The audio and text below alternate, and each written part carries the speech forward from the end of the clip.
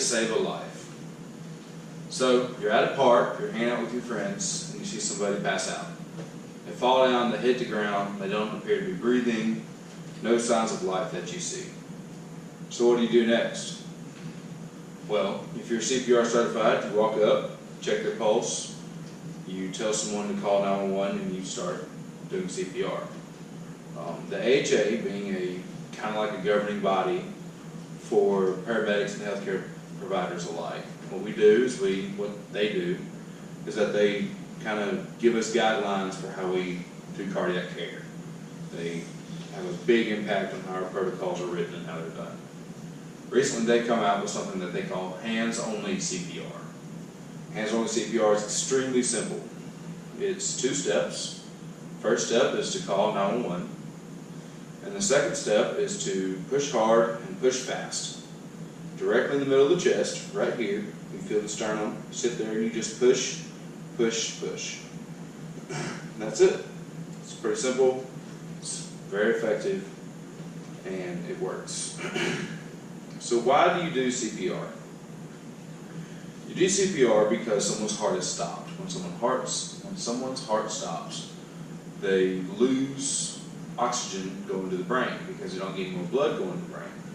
When they don't have oxygen, they don't have any other nutrients, electrolytes or vitamins, things that you need that your body normally takes care of by itself.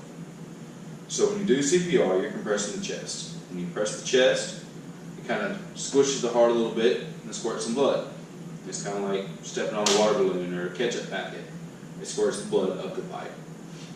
If you don't do this, if you don't do chest compressions or you don't start CPR, what happens is you get brain death.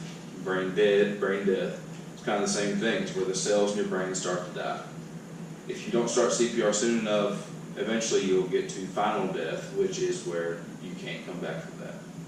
CPR, because you're pumping the chest and squirting blood and oxygen back up to the brain, it kind of prevents that. So there's 2 types of CPR. There's traditional CPR, which involves a lot of gross things. I mean, you got to put your mouth on someone's mouth and blow air into them, or they can throw up on you, or a bunch of stuff. Your face is near their germs. You don't want that. Another thing that's kind of funny about CPR, the traditional kind, is that there's more steps to remember. Every year, it seems, the AHA changes whether they want you to do 30 chest compressions to give you 2 breaths, or 15 to 2, or 20 to 2, or whatever. They change constantly. So, in traditional CPR, what about your ABCs, your airway, your breathing, and your circulation? Your airway being making sure that your mouth is open so you get air to your lungs. Your breathing, making sure you're getting air to your lungs, and your circulation being making sure you're pumping the heart. So, another bad thing about traditional CPR is that if you're doing it by yourself, which obviously is going to be harder to do by yourself, when you stop your chest compressions to blow in someone's mouth or whatever, you're losing pressure in the heart. Like blood volume builds up in the heart and then falls out. With hands-on CPR, it's kind of simple.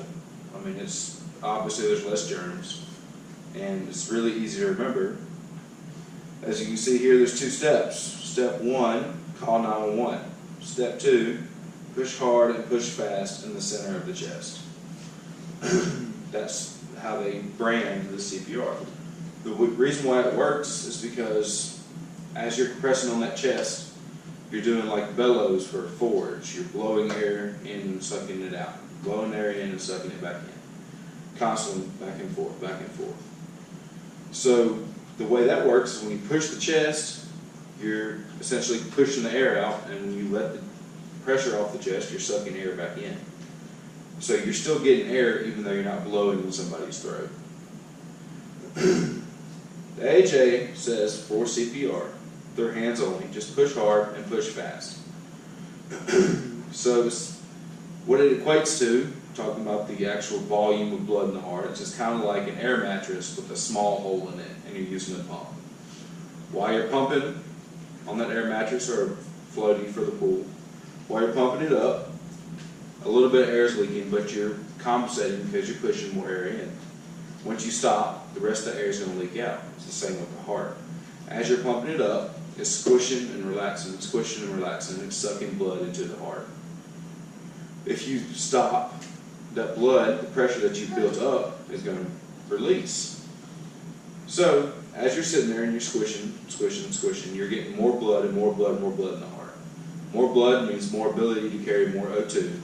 Carrying more O2, or oxygen, equals a greater chance of success. And of course, stopping equals less blood in the heart.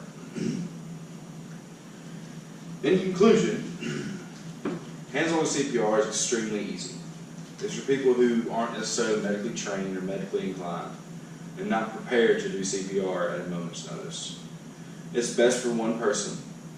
If you have more people, that's also good. You can swap out while you're doing chest compressions and make it kind of easy on everybody around. I still recommend getting certified in traditional CPR, but until then, just remember, push hard, push fast. Aim at the center of the chest.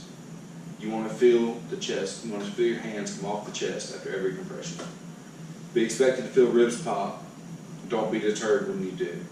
Someone's life depends on you.